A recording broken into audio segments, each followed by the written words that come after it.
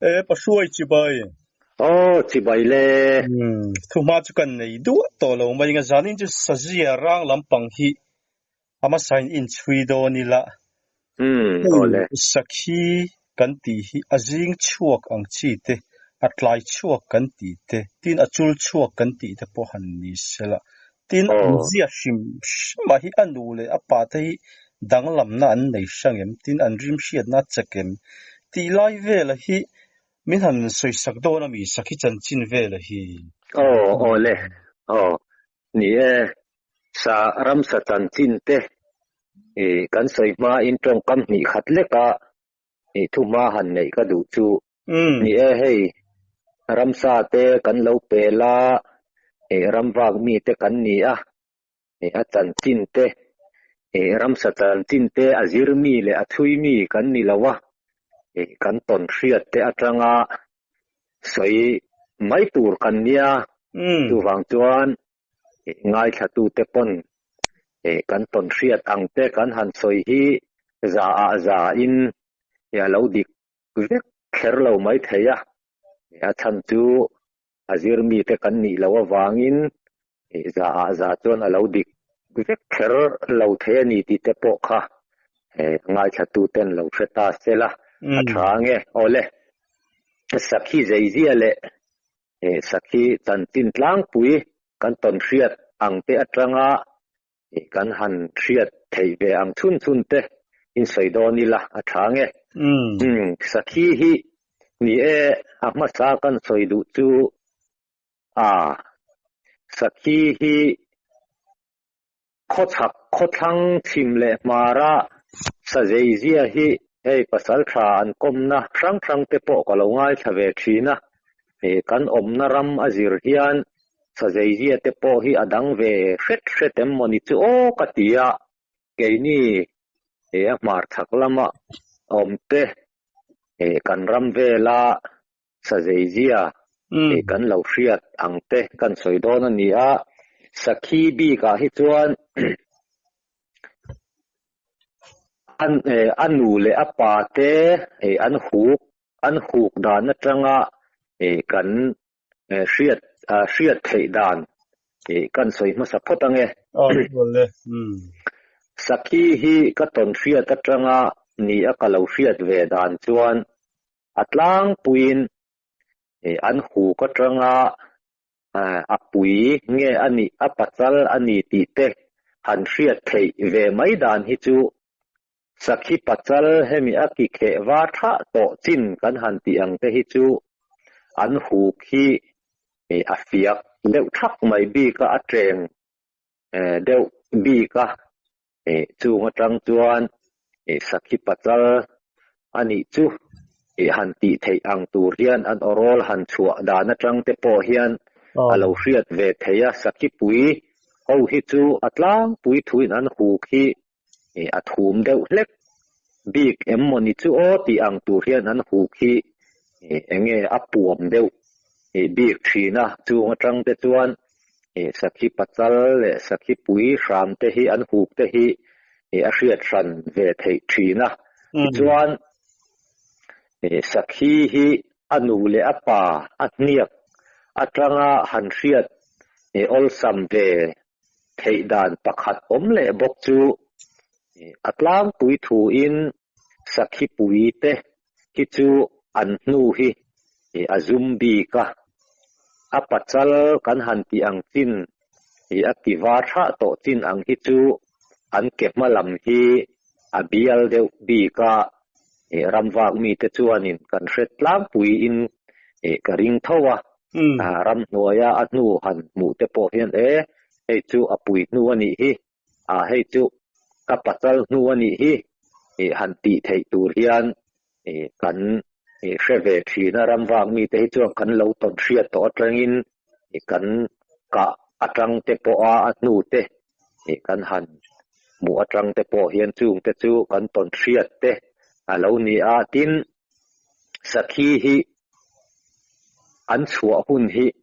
a in ang lo ve thin khop maya enge dai nai ami pi ti to te mi hring thom hre thang lutuk to te hetiang le ram nuai pilril ram pilril dewami te hi an chua hun te hi alo dang lam ve thina an om huna zir hian ram nuai ram ril dewami hi chu atlang pui thu in hei tlang sang nitlak kan han ti hun vel hi tlai lama chuan an chua du hun tlang pui hi ani thina dar li chho vel bor aniange tiang ang vel bor hi thim ma deuh hi an chua du hun tlang pui lo ni tlai lama chuan tin zing lama chuan ni chua rual te ni suk chen han ti ang vel te hi an chua du hun tlang pui ania ti chuan dai hnaya khobul hnai vela te hi chuan khovar ma te azana te zandar sari daria ta han chuak te po hi an om ve thawatin cho re lai kan han ti hun vel daria chho vela te hetiang anga te po hian ni an han chuak thina dai hnaya mi chu mi hring thom om lo deuh lai chu te hian an han chuak thina chung te chu keimana ka ton thria ta tanga sakhi zeizia le an chua dan tlang pui te chu an ni dewin ka hriamo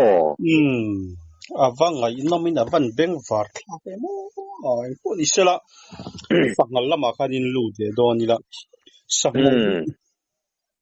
arwal le thasang to chin yan zia hi adang lam hlak ti te soi om thina in a hu chui dan te tin han chana zing lam zan po ni sela an chiwa du hun omang tlang pui khanglai vela khamin han thut sak le do na mi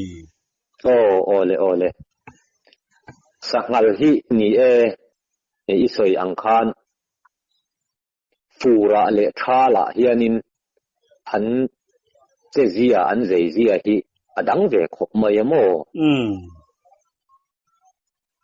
tun ang hun lai August September October tha chhovel te hi chu huate alo la tui hul vak lawa ram nuai te alo la nonga thom te alo la ring lawa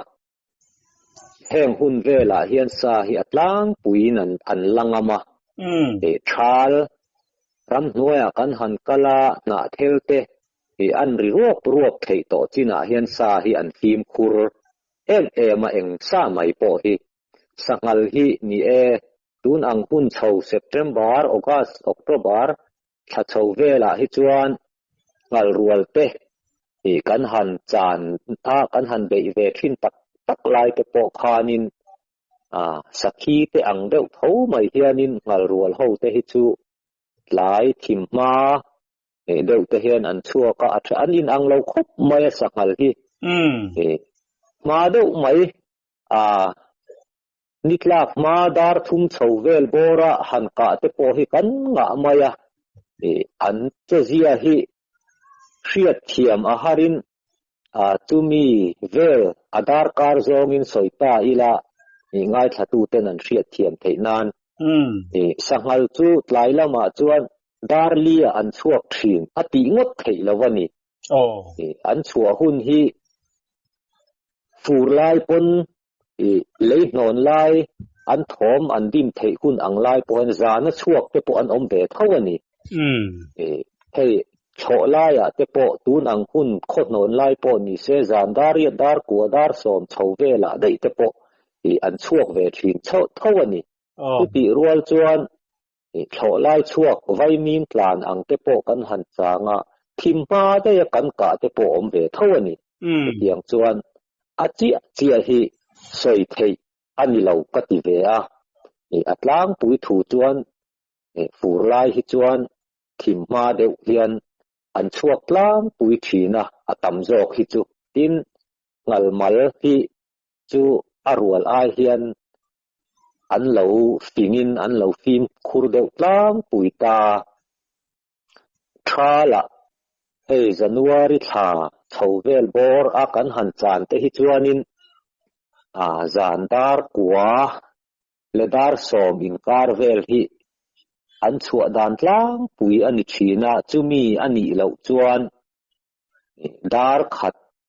zan dar khat atanga dar thum khovar ma dar li inkar chhovel hi an chua du hun ania atlang pui thu in zan dar som pani chhovel bora hian sangal ngal chang te a ngal rual te po an ni thawe an chuak ngai lo khop maya sa chang ho hrim hrim ramwang mi hian dar som pani chhobor vela chang chuak ka khichu an van viau karinga an makhop maya an chezia hi dar kwa dar som chhovela an chuak lo ani ro ro hi chuan zing lam dar khata tanga dar thum inkar khovar ma hi an chua le dan tlang pui hi ania khua an lo thal to a sa te kan han be tit to china hi chuan mo chung vel te chu an zeizia tlang pui ania tin sangal po ni china sakhi ka soi ang thau khanin an hnia ka tanga an hnu atanga an sum za eng tian nge an ni ti te po hi ramwang mi hi chuanin atlang pui hi chu kan han soi thei thina kan soi thei na chan po sa te kan lo ka hian a ke atang te hianin kan lo chin chia ve thin taram nuaya en tirnan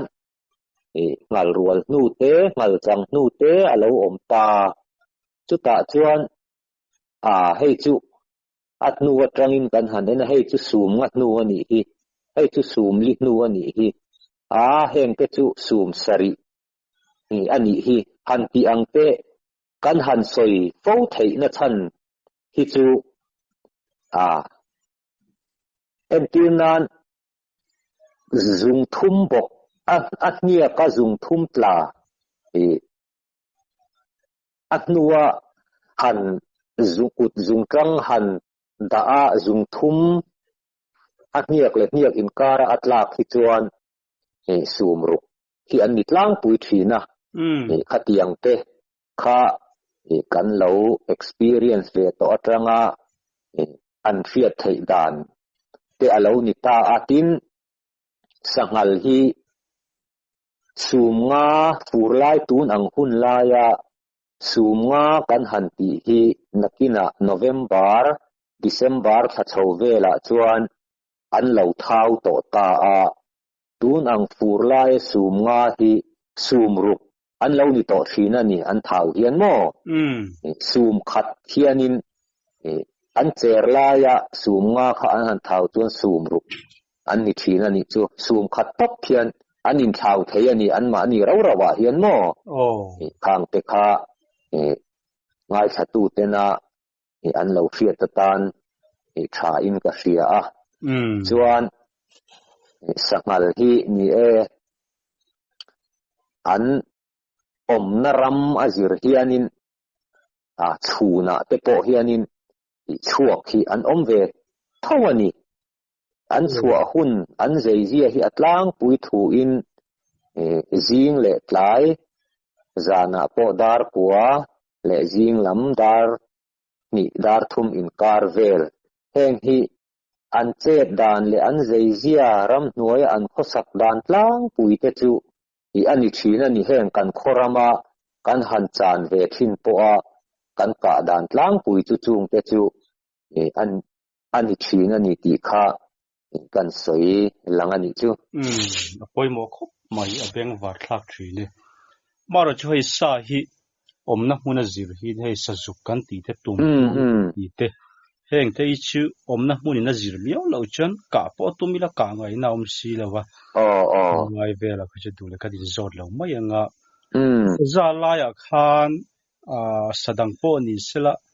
soitu rala omem om te chu la om ve kan ton hria ta changin mo ni saza hi an makhop maya saza hi ram samak deu mai hi an ni ve an zeizia te kan han soi ma ka soi du chu tun ma deuh khanin saza ke kara le om thin hi alar vak mai dam doi khalu tuk mai hi ani e kha antia nang pon ni fe ve mai thaya eng ti kum vel nge chu ka khe to lawa Mizorama khan saza ke kara le om hi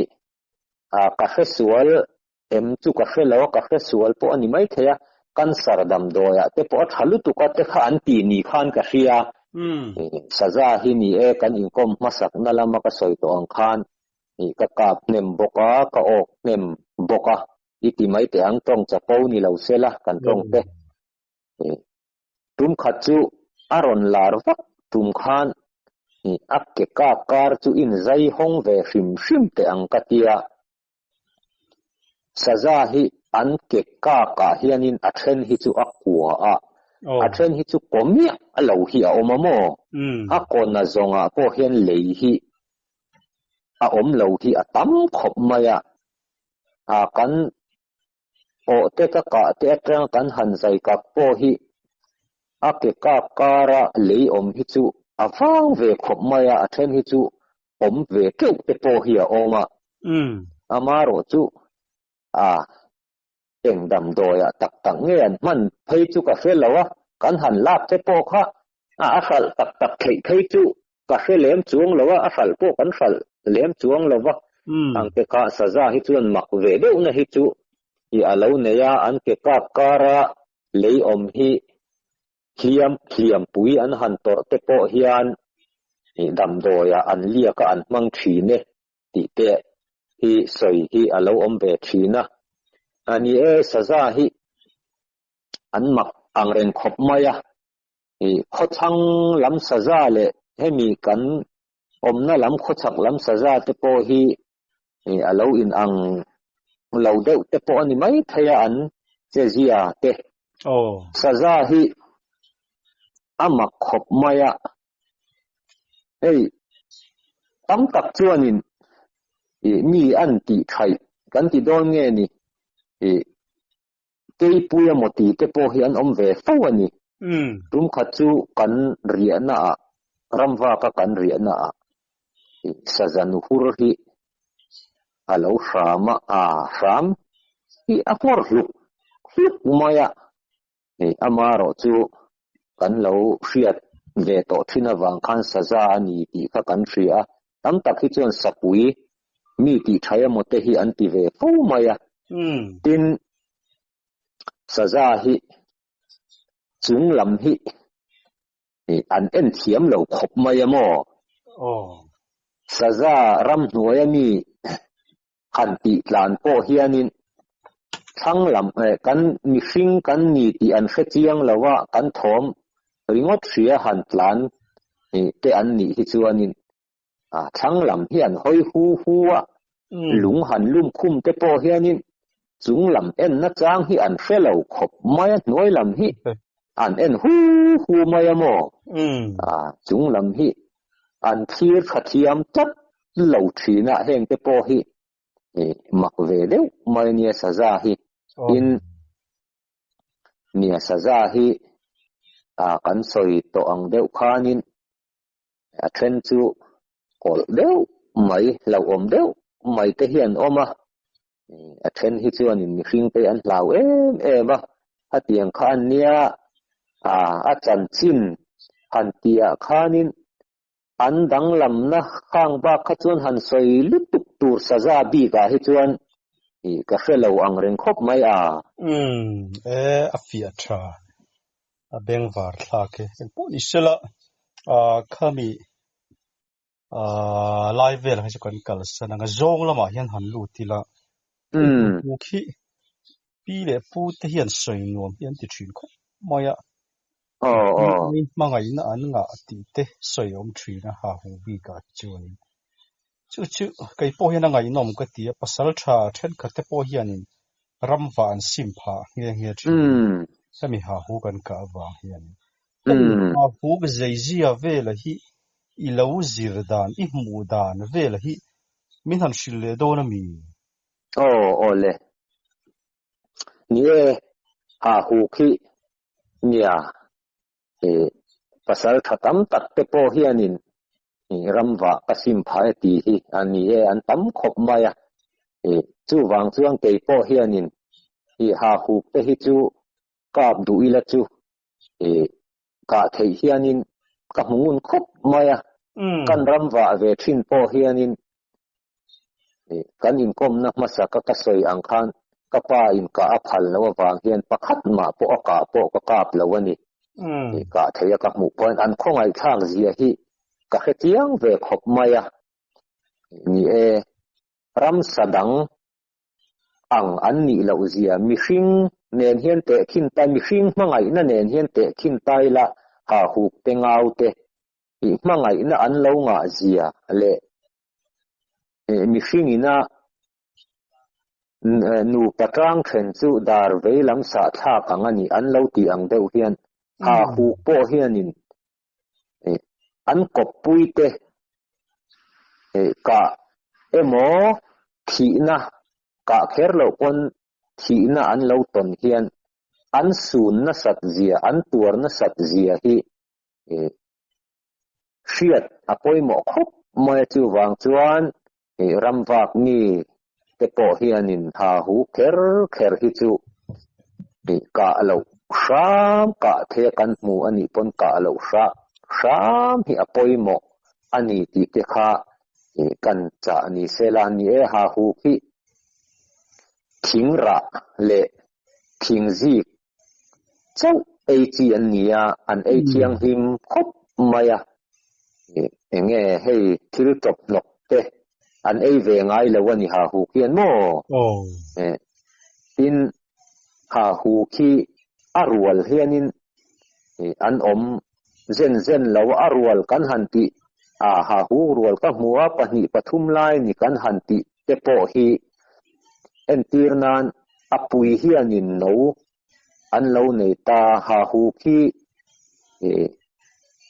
chang no nei khan tu an ni in ka hria kum heng zong te ang hian kum tin no an nei ve lo an yang chu ta chuan entirnan ha hu kin apuin no alo nei ta ano te kha apa lo ni ta sela khami ano te apa khan kop pui tur apui na afin le ma kha chuanin a in dang ngot lawani ti chuan kum thum nuwa te apui khan in no te an nei ve le ta ti chuan ano te kha apa bok alo ni le chuan ti khanin ha hu kha pathum pali panga thleng pon aniange khatiang khan arwalin an omalom ha hu ki nu pa chawin an om an ti thina ha hu rual ha hu rual ka mu alom ti te po an lo om na thin te po hi chung te chu ani in ka hria chuan apui khan anu an lo hring ta indang rual an lo ni khan nu pa kha an lo indang ve ta thina ni khang te kha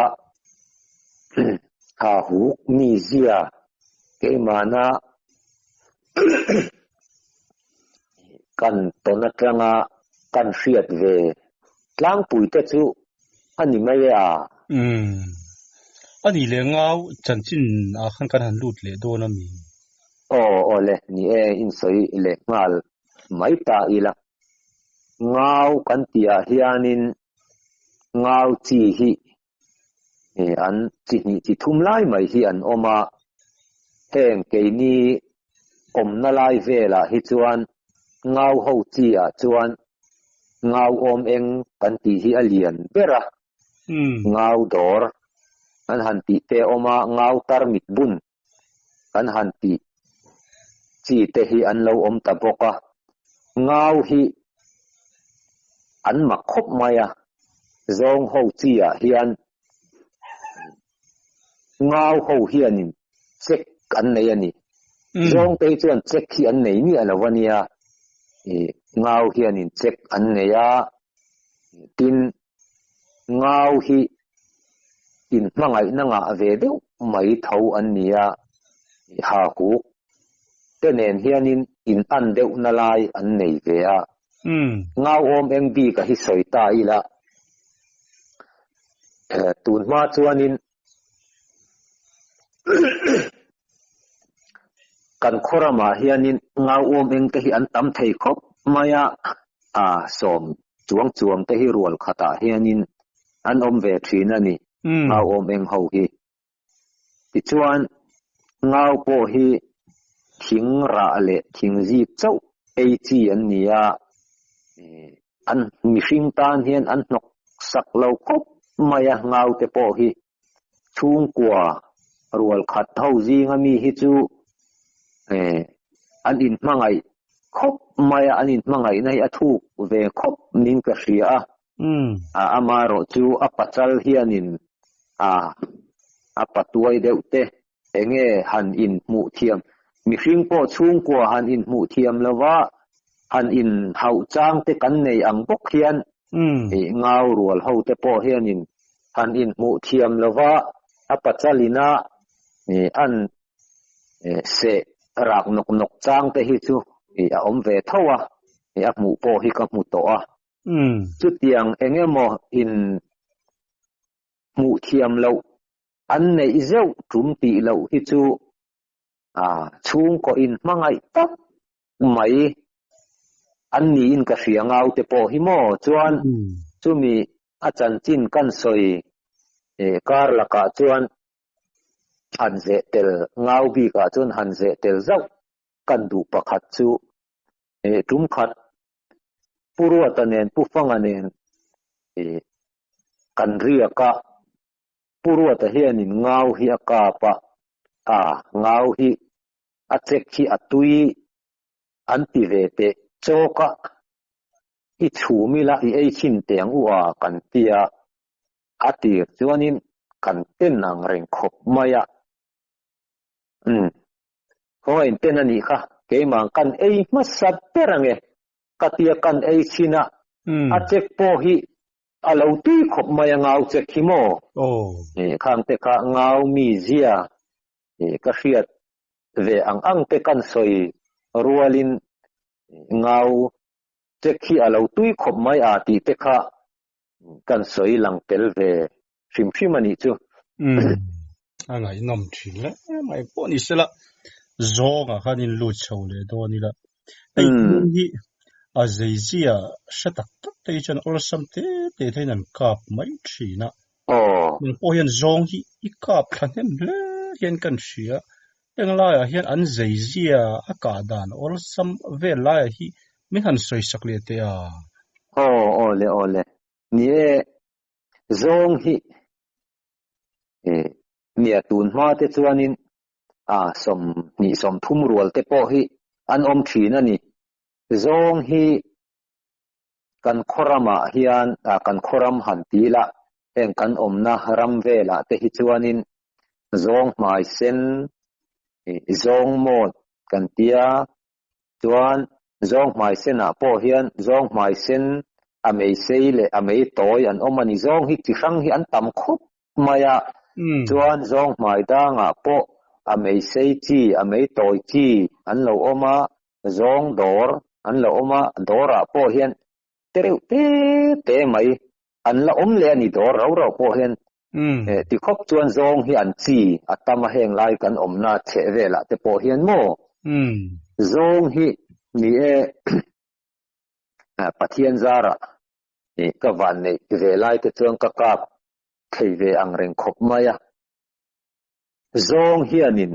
arual ho zinga hianin a en thatu ti mayang aral veng hi adang an han tlat sup po hian aral veng hi an da thina ni aral veng hi atlang pui thu in ala vel bor hi an ni du tlang puya chuanin ala vel aral veng an da chuanin mun khat mun rem chang enge alang zau thei deuh lai atang tele kan tan ral hlo om alo omem aron kalem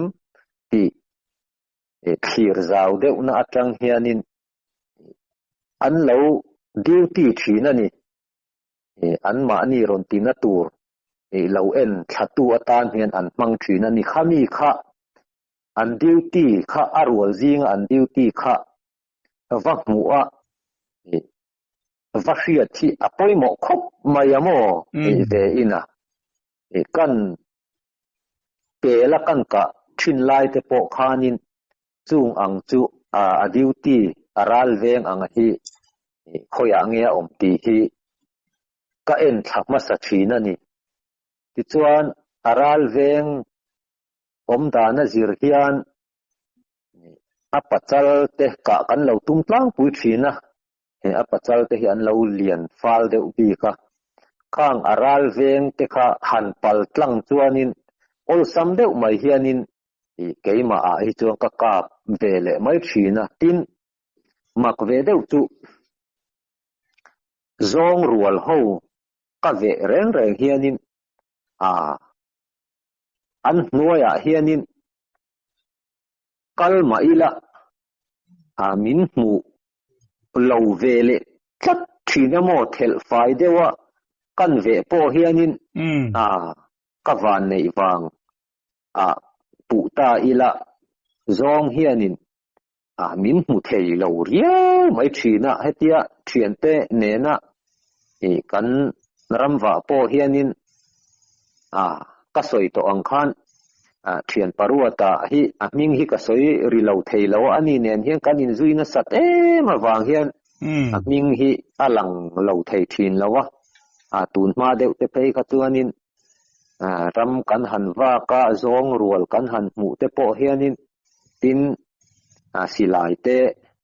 anei ma sapol te kan lo nia tin silai mu te ka lo nei thave thin bok nen hianin nang han kap te hi min tia akap tua hianin min mang thina tin zong ka nan bi khian chuanin kei chuanin mu pui hi ka mang ngai lawani atlang pui thu in number 1 hianin ka kap thina tin ka ka po hianin apong apui hian ka kap ngot ngai lawa om lam min chon hi ka kap thina ni anung min chon te hi han ka pilat la ve top ma sela man lo hi om du em maya number 1 om min chon ngat maya om han ka hi chuanin ka ve to hi chuan ka tlak man lo hi ka nei mang lo ani number 1 hi athangang mai zong ka na chuan ka tamber na ania khang te kha zong ka dan ol sam han tia kha chuanin ke mana kan ka ve dan tu na ka soi ang kha ni mai aba ka chu tiang kha tiang chuan han ti ang tur kha chu om te vak lu tuk bik chuang lo ve beng wa thak thi ne han soi le ta ila ti chuan saza hi nia sakhi te ang tho hianin an zeizia hi an ram zi saza hi zinga le tlaya hian an chuak tlang pui ve thowa amai ro chu fura le thala hian an chet lat dan an chozon dan hi kemin adang ve deuh hlek thina saza hi fura hian puk nai dewa hianin an khosatlang pui ta ti chuan ruate alo sura an tom hul theina nai vai tura hian zim te pa soe in chung piat vel ram zim te hian cho an zong thina an tlat na hi azau lo thin khop maya ti chuan khua an lo fowang chowa October November atanga March April tha thleng vel hemi thal chung hian an che zau vele thung ta saza hi heng kan khoram lam hemi kan che vel in ti te ang heng la hi chuan saza hi an chet zia an ram tlat dan an chozon dan tlang pui chu thala chuan hei bek kan tia thang mun bek te hi thala chuan an chet lat du em thin ania thang triak ilo faran te thala chang chor no hetiang ang te le nim nem te hi be ka hianin anjong thina tlai sakhi ang deuh tho hian an chhuah hun hi chu tlai lama chuan tlang sang ni tlak rual vel hi an chhuah du hun tlang pui ani thina zana dar sari dariat thleng te a han tlat te po hi an nei ve thin thowa saza hi an chhuah mana lama chuan ma taka an chhuah ka an tla mun khat chawa hian mun zim te a hianin an puar khop hi an nga bik thin lawa chuan an chhuah nu nun lama te hi chuan zan dar sari dariat thleng vel te hi an tla ve fo thina khang te kha saza zeizia le an chet dan phung tlang pui chu ania sakhi te nen heng sakngal te nen hian an zeizia chu pura le thala chuan in an deuh lek nalai hi chu an nei ve amai ro chu saza hi chu hetilai mizorama kan omnaram vela te hi chuanin sazup ti lawa chuan kan sa neilen berdot tu tundin muna hi chuan alo ni ve to saza hi ram sa deuh anga lang hi ram sa ting ve deuh mai ania amai ro chu ka soi to ang khan an zeizia hi chu sakhi te ne na in ang tlang khat deuh vekani khalai kha kan soi le nitapot sela tin soi zom ngal ta deuh zung mai la sakmal zonga puya sakmal kan chan tuma sakhi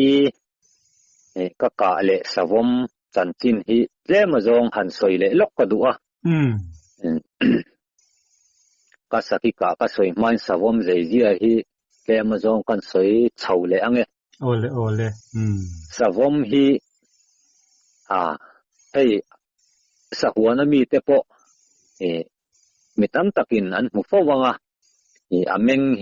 ameng zim em mai amit hi azima chu wang chuan a kho mu hi azau lutuk lawa savom hi amai ro chu a kho mu azau lawa wang hinge monidon ni an nar hi a fing em mai savom hi ramsa chuan an rim hrian na hi a thap berpol ani etila kan soi sualin karing lawa an rim hrian na hi achak em mai savom hi hetia sa kan han chan po hianin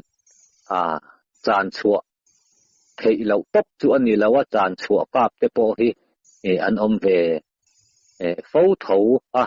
amai ro chu atlang puin savom hi chu an ra tlan te po hi chan chua hi an har em ke ni te po hianin zo puya te po hianin kan chang fo thina an rim hrian na that lu tu ka wang hian kan rim hi an hrezung sung mai savom hi chuanin chan chua hi an har khop maya an phim khura an rim hrian na hi a tha mani ti kha kan soi le duwa tum khat chu sangal ka changa khum hriau tlan hi thian ho pathum kan nia zo puya tho ania chu kan u ho hian kan ni nge ning po kan soi nge kan u sen te hoin kan nia lai khat sangal khum hriau tlan kan chang kha khum hriau kung lian pui mai ka kara hianin ka changa ni achana rem wang khan ta chuan kan chang saron chua hun to khotim ma deuh khanin khum hriau kunga tang khanin khum hriau noya tang khanin min ron ma sa ani ka hoilo na lama tang hian karim kha aron hre ma sa ni savom khanin หลานตะพุดมายอัทังฮีปิกเวกอันเนี้ย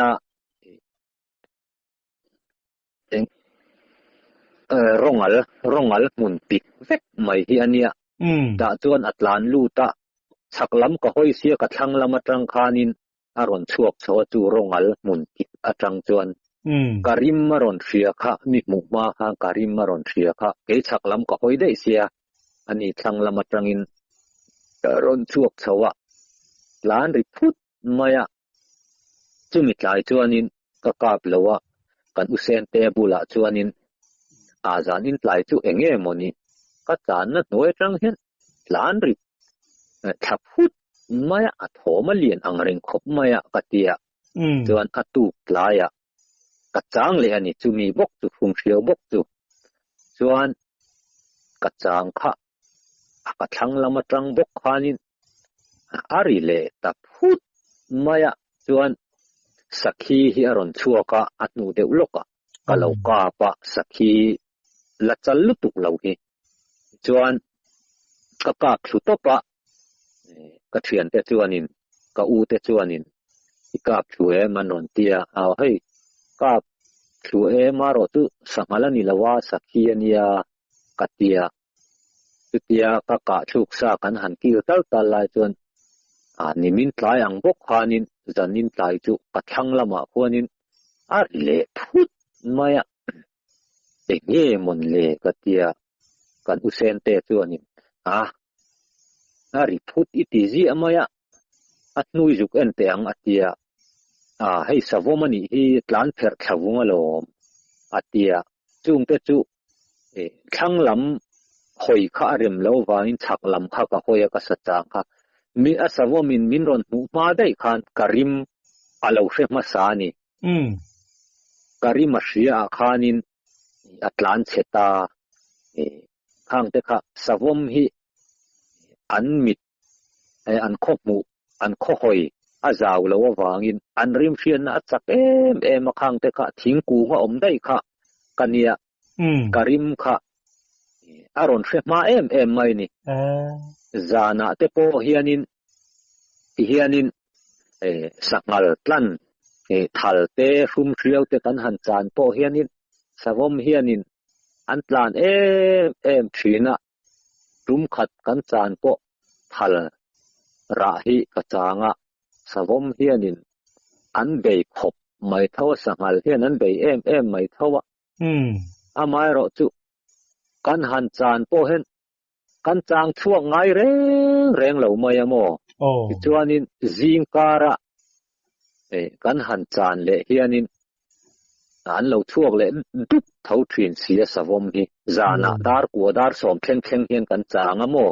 กันจานช่วงฮิจุอันช่วงดูเหล่าเร่งจุดตั้งจวนสวมฮีอันริมเชียนน่ะเหล่าชัดเจียกัดยโมนั่นเด็กค่ะบาร์ทากอะไรน้องไม่เบงวาร์นานกันใส่เวลอันนี้จวนเจ้าปุยะเถากันอูนาวทุมินกันอูมามัวนั่นเองกันอูบางละวันเองกันปทุมินสวมถังกันกามาไอรัวเจนไล่เถาไม่เฮียนินก็หันนั่งนี่ที่กันเรียลทีนะโมทางกันกำเพียนนี่การดนาเฮียงกันทีนะกำมังใช้ไหมตัวละหุ่นเหล่านางนี่ขัดเจ้าตุกันละเรียลนางก็หันแต่อังก็จากเรียวไม่ออกริงแค่ตันนี่กัดเตียหันตัดเจอันเตียกาลนาวปังอย่างเงี้ยหลังวาลกาลเนียซาโปกาลกับตำลุตุกละวันนี้จุติลายจวนก็อูเตโปขานินสาวมเตกาลเบยตำเวละววางินอาลาวโอก็นี่ปอินรอนโฮเลฟังละกะตุมสวงเซมินเตียมินละไงตัวเวนี่จุกอูเตปนโมสะใจเจียเตกาลเชียดลุตุกละววางินจวนกะหันกัลตาชุมฮิอาจิงช่วยมายรัว hi a phing pi siau ser renga thang chu ka en thata lo mo le savom hi alo o ka vom thiang an lo ni mo alo o kha ka ka pa ni achala tak hian ka ka pa aka ero chu ka ka thungal maya amaro chu ka te sual teu em na chu vom thiang an lo nia pakhat zok a ok lo a anu zok kan ok a pa zok kha kan ok lo a pa zok kha ni na lo veng in ti tiang a lo om puya khami a thang ok kha kal son thei si lo kha a bul vela ten a lo thu bel hler lur maya a kha a lo be donga khatia thang ok kal son ve thei ta lo ta kha chu a lo be donga a lo trin san ta khami kha tun nge tun nuwa hian kan ngai tu hianin phim khur a lo ngai zia katia kha lo la ngak ni ta se ke khanin khatiang vom thiang an niang ti ngai tu mia lo khanin ka zu ka mai sia kha lo la trin san lo se tu apakhat zo ka khanin min se shrip lo pon kanin bei buai hle don hi alo nia ramba te po hianin nia phim khur hi ni angai khop maya savom te hi chu an nu ma te a chen thina khang te kha kan thang o ka chuanin lo a thian nu kha lo la veng se chu ka te sual ve na sa thei don mangi ka tiamo khang te kha kan soi ve le ni tin pakhat kan soi le lokong sakhi te hi kan soi ve le teang lokina tum khat chu chim chonga kan ria ka sakhi hi ngo thel deuh ma hen sakhi pui ala lian vak lo no voi khate mo voi ni mo vel chu anei ve toin ka ring tu tiang vel chu ni sakhi pui lian tak hi la ni lo wa lo dinga atak zong hi thing phe na hian in oma alu chia hi langa alu son ka chuan ka fu chuanin top dona ni maya ka thel chuan atlan dai dona ni maya ka ti a thel sia ave nai ngam si lawa ma sa ka soi to ang deuh khanin ka thuk le lu thadu tingani maya ka thel le tlan dai nga ni mai lom ka tia kan tin wanga an ka pale achala tak mai hian ka vaka pa a he khok mai achal hi an tu chiang em mai khopa chu po chu anuam ve du ang reng thin khop maya si mom don maya kan tikanin asa chan chin vel kha soi tur la ome zan ina chuanin mom rang chan chin vel kha han mai thla ka cha complain tin hi alara mi zoram pum ang te po mi tam tak lo cha ka nia chin a history vel hi te point an shiat cha kan ringa mom rang chan chin vel khi atir deuh hle ka tangin man hmomi aloi min han shil do na mi ole ni a sa chan chin bi kha chu du tok ta ila mom rang chan chin kha kan thiat phak ang chin te chin soi chho do ni la thange ni mom rang khi Mizoram chuanin tlang ning thang tlang ro pui kan nei zinga mi te alo nia mom rang khi aro pui em na chu tlang san thua phei chuan Mizoram hian ai tlang sang tam tak oma amai ro chu mom rang ro pui em na khi chu kha ma khi arang ruai maya thang lai lung lampang ep te phei ki chu kham pui rang ti na mi ngan phu in ka sia thang lai lung ho kian mo kham rang ti taka rang ruai maya thang lai lung lama tang en phei chon ching te ki aro pui maya a kham sim ki a ko bur maya a to lot lur maya king te ki kham dang te an lo na kham mom rang ti ro pui em mai tu ani a kan pi le kan pu te man lai hun atang to a mom rang te chu ram huai lalpa sakmula anti thin chu mi op tlang ro pui ram huai te pona an lo chen tam em na sakmula lal na tlang ming thang alo ni ve thina mom rang hi kan khwa ming put na chan te po hi tun ma in rang te ho an lo oma mom rang ti te po hi rang te trong an phua ni tur nia mom rang ti hi mi zo trong an le na kha chuan ka hriat sual lo chuan ka hre sual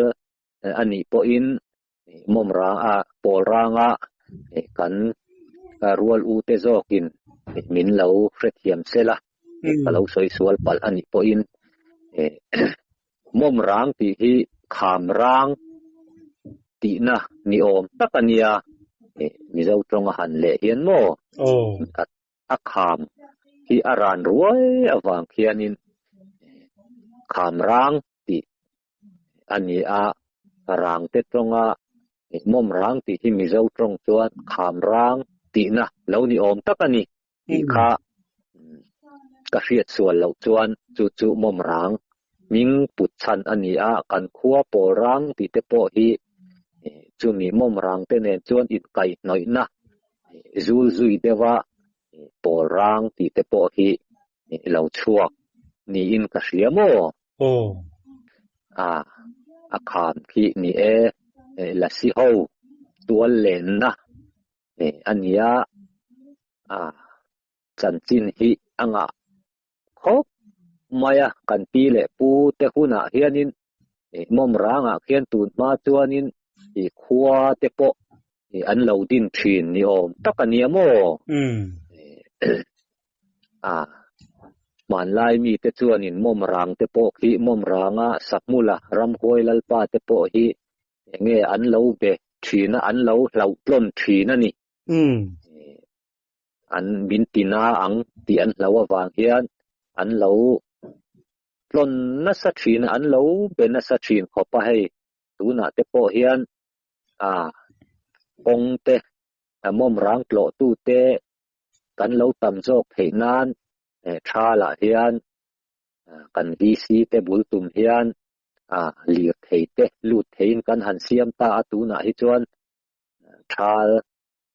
de november tha vela tang hian mom rang hi an ron tlo ve huai thina kan khua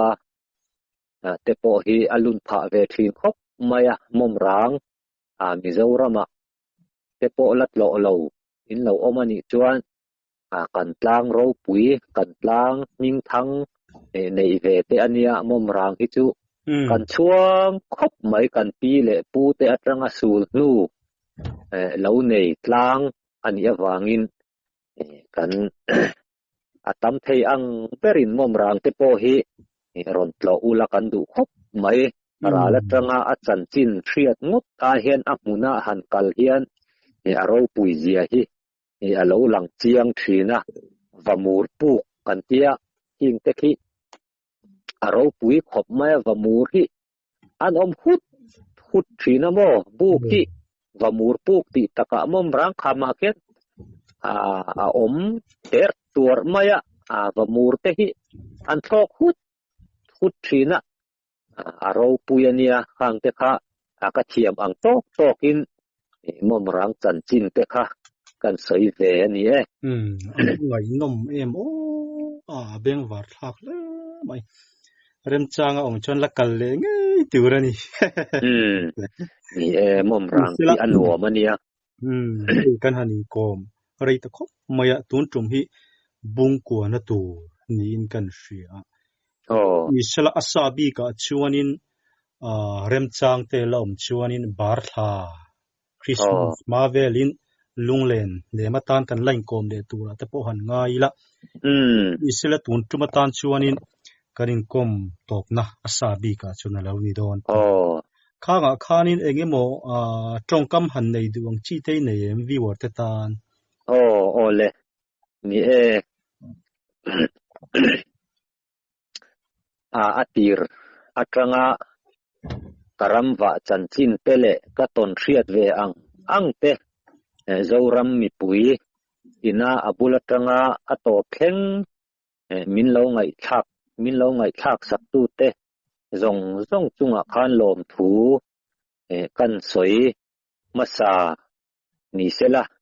ti chuan ni e tongkam te kan thiam lawa kan soi ang te kan soi chuak ve phong mai ania kan ton ang ten kan ri chuak ve phong ania kan tongkam man te po ti jok hian han mang sela tongkam hi chu moi lo deuh mange kim chang lo deuh mange tongkam alo thiam lo mange in mi ti na lai zong po ka chan chin lo ngai tha ve tu zong ten min lo riat thiam sak sela kan ni na anga kan ramwa chan chin tele kan ton riat kan han soi ve zong te kan tin lo na lai zong in mi riat thiam na ka ngen tak meu hei kan in kom na chu episode ko lai mai alo ni ve ta atop na tur atop ber na tur te po an lo ni ve ta ngai thatu